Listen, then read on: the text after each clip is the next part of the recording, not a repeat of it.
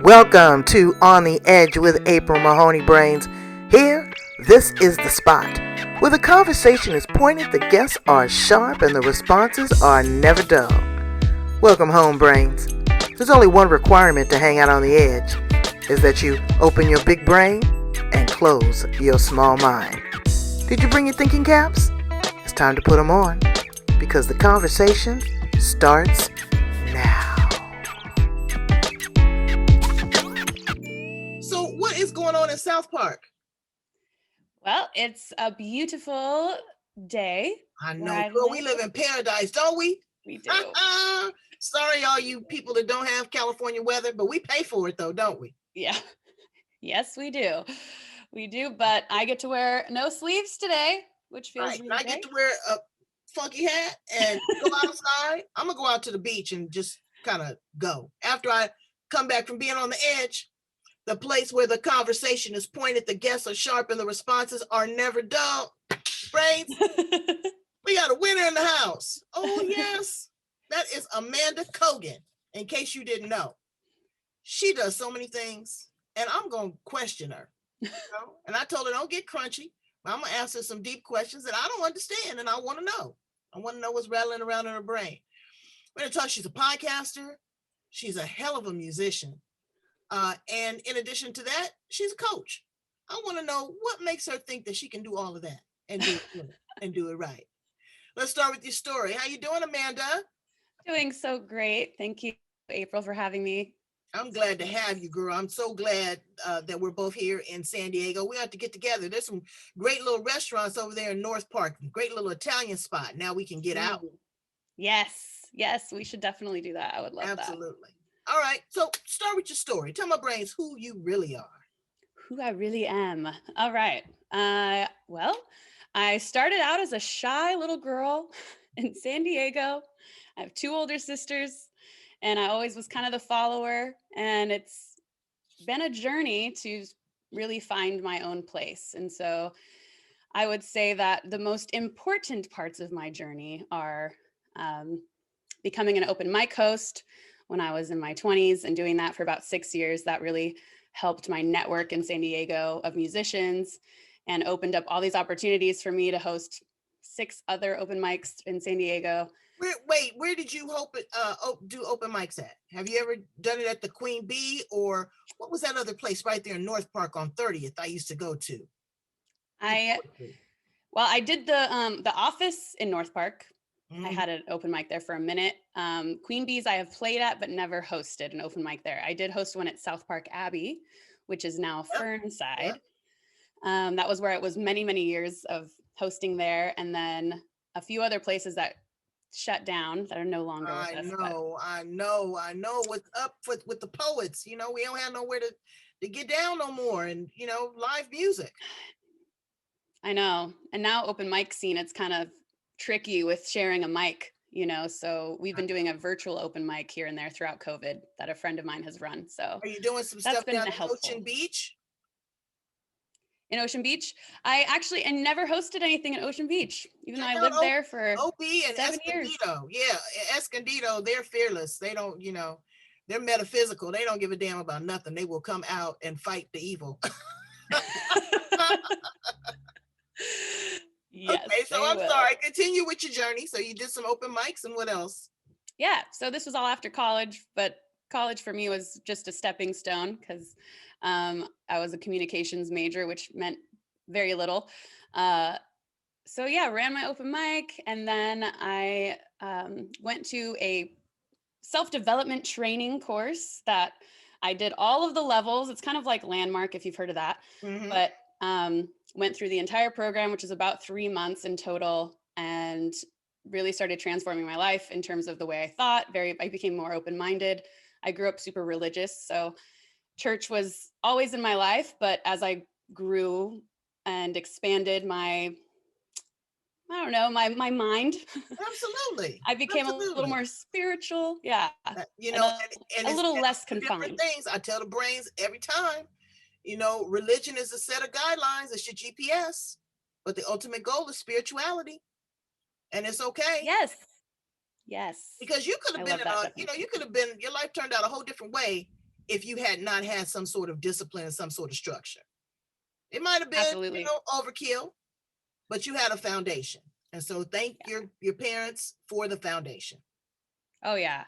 Yeah, I do. I appreciate it so much. And just a lot of my younger life was spent doing church things. And I was actually homeschooled. So that's an Oh, interesting wow. fact Okay. about me from 3rd through 9th grade. So I went into Mira Mesa High School in the 10th grade. And so a lot of people thought I had just moved in from out of town and was this new girl. And I'm like, no, I've just been down the street in my home. Wow. Well, So I'm loving those earbobs, girl. You're doing it to me with the earrings. Yes, yes, I yes. wore these just for you. Well, thank you. I thank you. Now, you know what? You grew up in a very structured upbringing, but now you wild as a buck. I And that's okay. yes. Let's start with this right here. These two. Pepe Le Pew and his woman. Did you ever know his girlfriend's name? I never knew his girlfriend's name. No, me Never had neither. a name. Can you believe that they are trying to remove them from Looney Tunes and saying that he was sexually assaulting her and he was aggressive? He is the sexiest skunk on the planet. Yeah. What's up with that? He's just French. That's just Oui. I love it. I love it. And she couldn't stand his smell, but she was so shocked. Look at her. God bless her heart. I love this. This makes me so happy. Reminds me of my husband. You know what? Do you remember the Addams Family? They never complained about the husband kissing up Morticia's arm. It's true. So the world is overly sensitive about every damn thing. You can't say nothing. You can't joke about anything. You can't say anything about gays. You can't say anything about Black people. You can't say anything about white people. You can't say anything about, vegans. What is up with that? I think that it's a lot of people not taking responsibility for their own lives and their own experiences. And so we are so sensitive to how everyone else is doing things that we can't take ownership for our own lives. And that if someone says something that may be offensive to us, maybe we get to ask, well, why does that offend me? Or what is it about that statement that offends me? And what is their actual intention, instead of taking it as this affront and this thing that, 100 years ago wasn't offensive to say, right? So I that's what I think, is that there's this it's kind of like parenting now, right? Like everything is so over the top, like we're so worried. And I'm like, I remember running around outside for hours. My parents didn't know where I was, but I'm fine. So I don't. And the thing is, your kids will call the police on you. What kind of crap is that? The reason why I ask you about that is that I listen to your podcast. Yeah. Okay. And there's a little generational gap there between me and you, but there was something that I didn't really wasn't understanding about the message, because you had a couple co-hosts, but within that, you guys had some very spirited conversations. You talked about a variety of things, and I appreciate that. What is the focus? And when people tune into your podcast, what are you looking for them to receive? What are you pouring into them? It's a great question. So you listened to the first episode of Moon Wives, I take it. Yeah, Moon Wives. Moon Wives. And they talked about something else that was a little concerning to me. I'll tell you in a minute. So it's funny, that episode actually was us just talking, and I decided to record it because we were just having a conversation that started getting a little interesting. And so I basically just chopped together some of what we talked about during that time. And because I was like, we have covered so many topics in just the three of us having a conversation. And I think it's really interesting stuff. So let's share it. It was very eye-opening, and I'm not judging. I'm just trying to be clear. So do I know if I should, have me a little cocktail when I'm sitting there listening to you guys, or should I be, sitting up at attention? Because the ladies brought up something that was very interesting about breastfeeding other people's children. Yeah. I had to pump my brakes on that. Okay. I was like, ooh, okay. And I have a family member. I don't want to, I have a family member that did that. But I was like, wow. And again, it is the norm, and it's very comfortable. So I appreciate what you're doing because it was very spirited. You talked about transgender. You talked about, race relations. You put it all in that. And so there was a perfect title, Moonwives. I get it. Yeah, the breastfeeding thing was totally new to me too, which is why I was like, are you ladies okay if I share this? Because this is something I've never heard of, and I imagine there's many women out there who don't even know that that's an option, or that that's even possible to have sympathetic lactation, which is another thing we Well, talked about. I don't know, you didn't study history, honey, because Black women was the mammy for white women. That's right. That's what we did, is we were just big old lactating titties. And you're right, wet nurses, was a thing, I guess. Absolutely. And we were nurturing. And so now we are so hated as a culture, but they don't seem to remember and acknowledge what we did for humanity. Oh yeah. I mean, crazy. Literally our whole country, unfortunately, is built on those backs. Exactly. Okay, so now we've got through that. Okay, so now you did the initial show. So now the show has progressed, the podcast.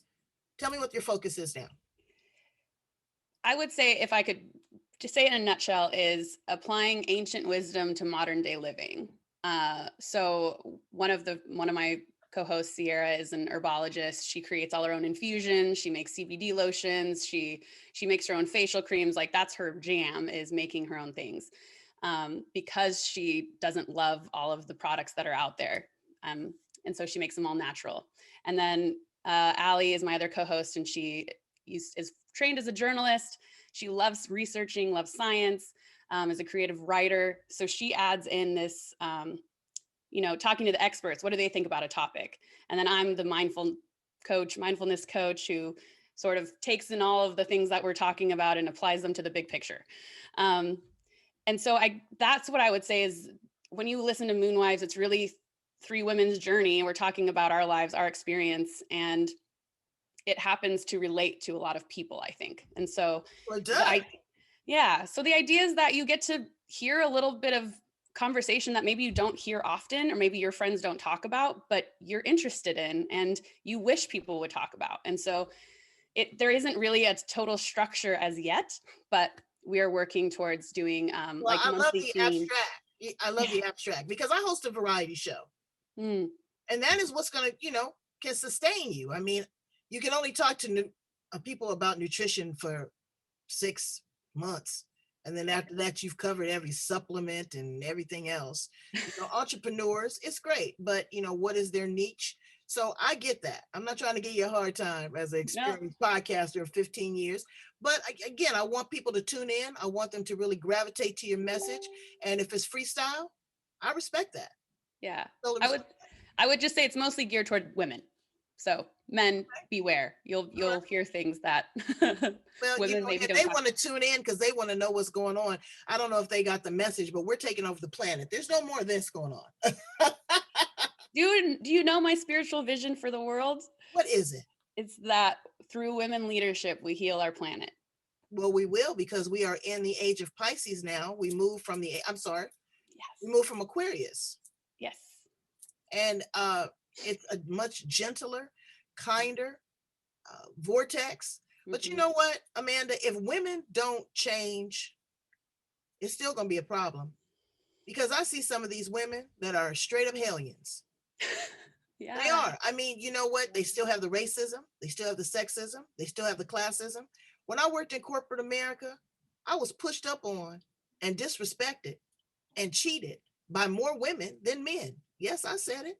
I believe it. See, I'll call them out on it. I sure will. But, it's like black on black crime, woman on woman.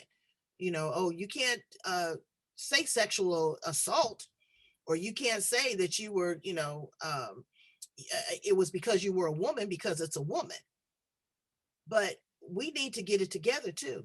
Okay. We're not crabs in a barrel.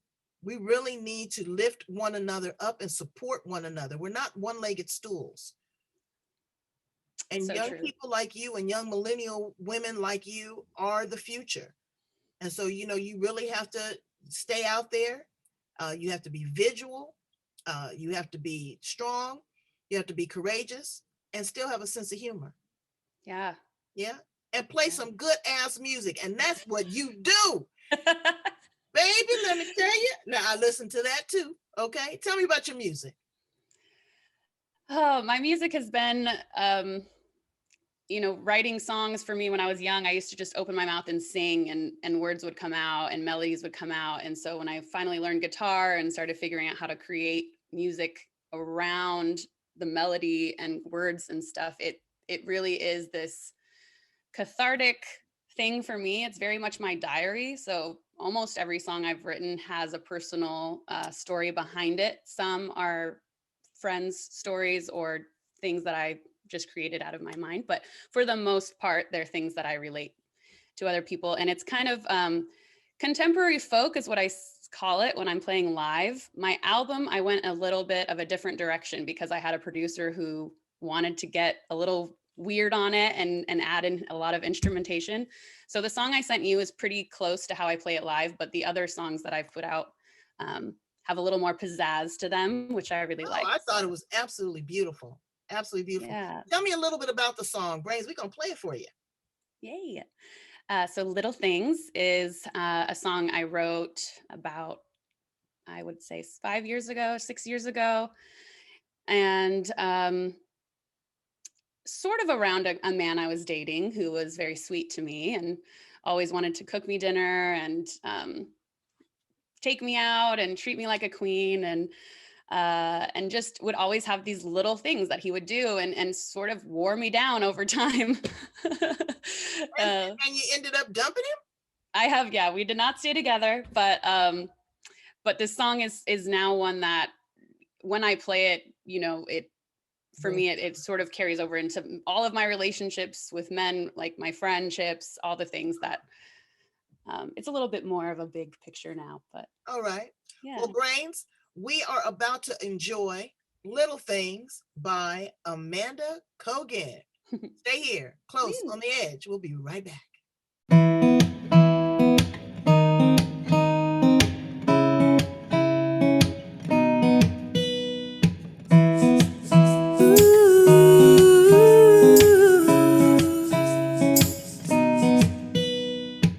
Sometimes I get the feeling that you're watching me, and when I catch your eye, I forget how to breathe. 'Cause the look you give me is so intense, like I'm some kind of goddess. Yeah, something about you got me tripping up, keeps me waking up. In the middle of the night, I see your face in my dreams, and it's the little things you do, got me so wrapped up in you. Little things you do, little things you do.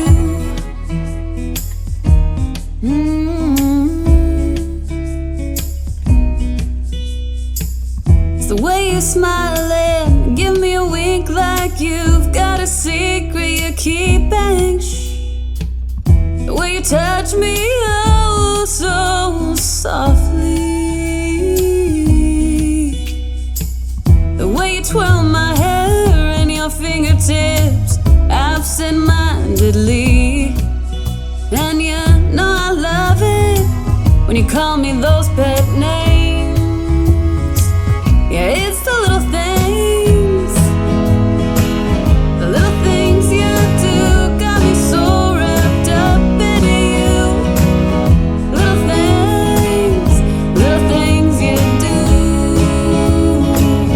little things you do.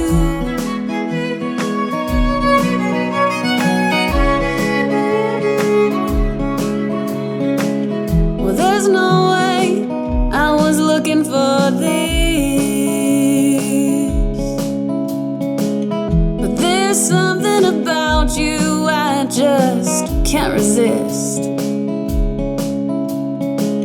And every day you surprise me with something new. guess it's no surprise I've fallen in love with you and the little things you do.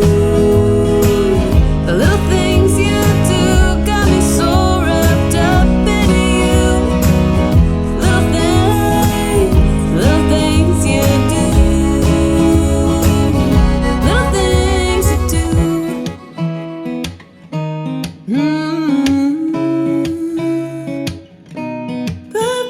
Bye. Da da da da da da da.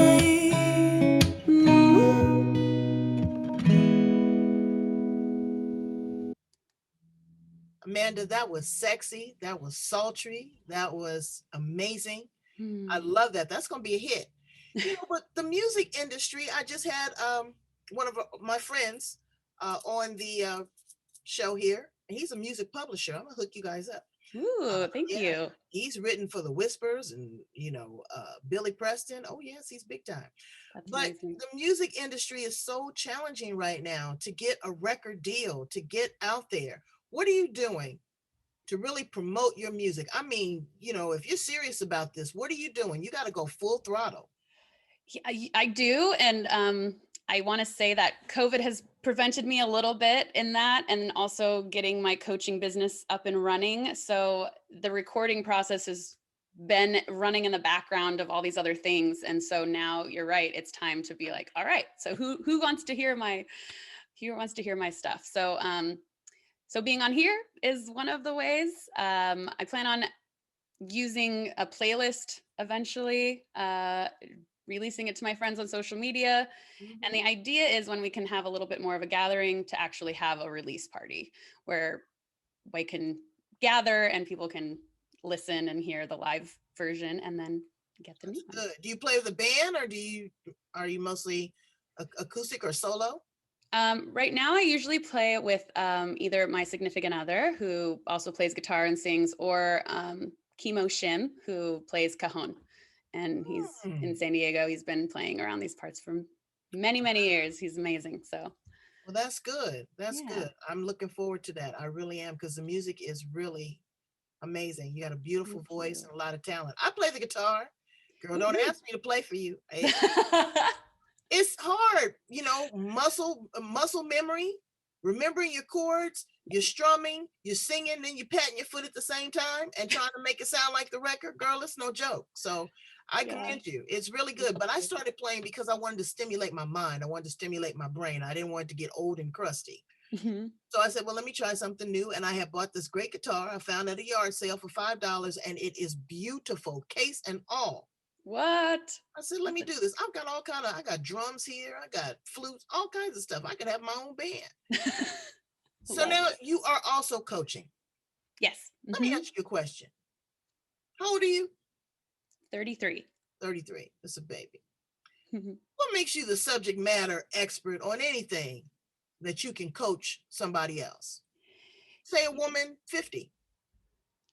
It's a great question. And it, I think that, and throughout my coaching trainings and everything, it's constantly, as long as even if you're only 6 inches in front of the person you're guiding, you can still guide them.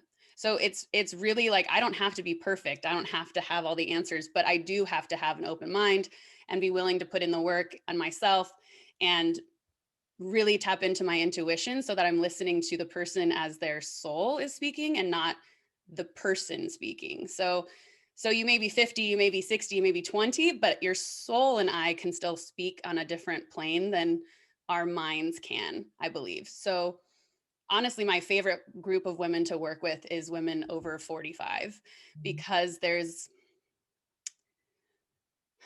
a wisdom there, there's a maturity there, there's so much knowledge, but there's a little bit of this being held back. And so that's why I love working with recently divorced women, is because I am divorced. And so that's part of how I have something to talk about. And I've did a lot of work to get myself out of the grief feelings and all of the crazy emotions and the second guessing and the guilt and all of that crap that comes with it. And working with divorced women or women going through a breakup, there's this moment where you're you're really in your your darkest place. Yeah, And you're vulnerable. You're butt naked. you're butt naked. Yeah.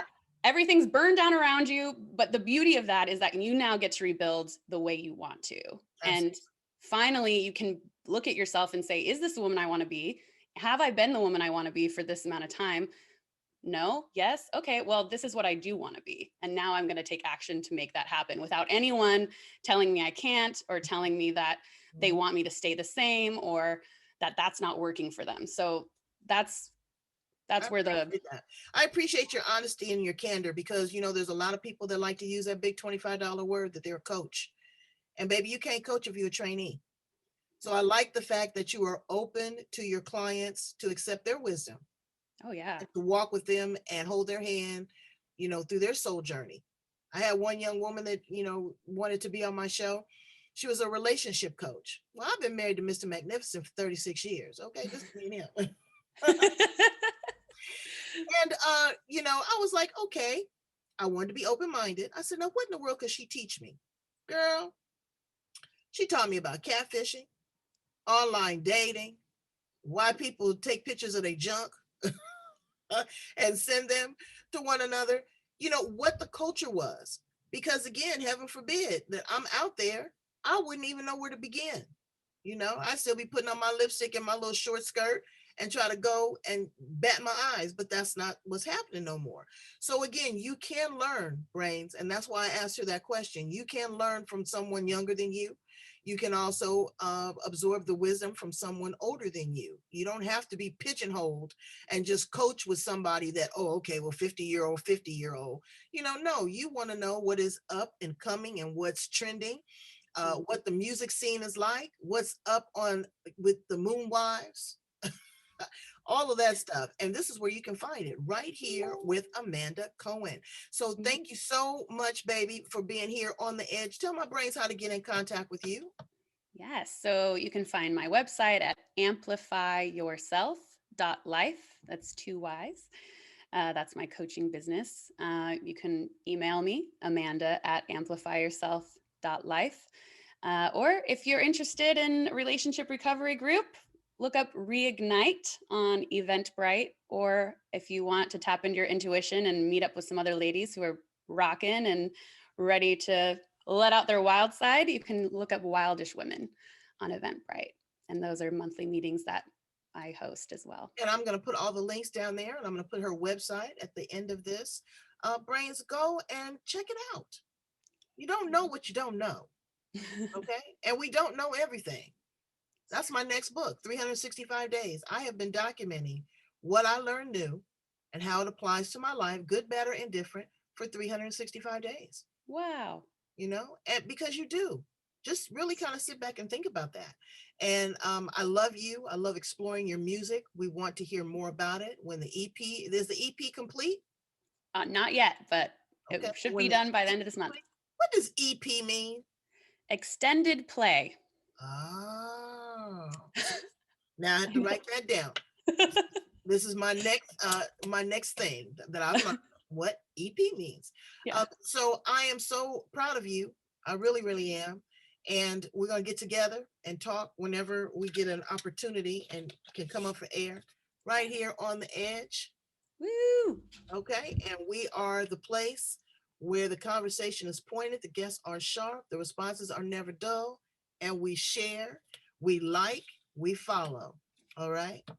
Talk to you again real soon. I love you, Amanda. Love you. Thank you. Bye, Brains.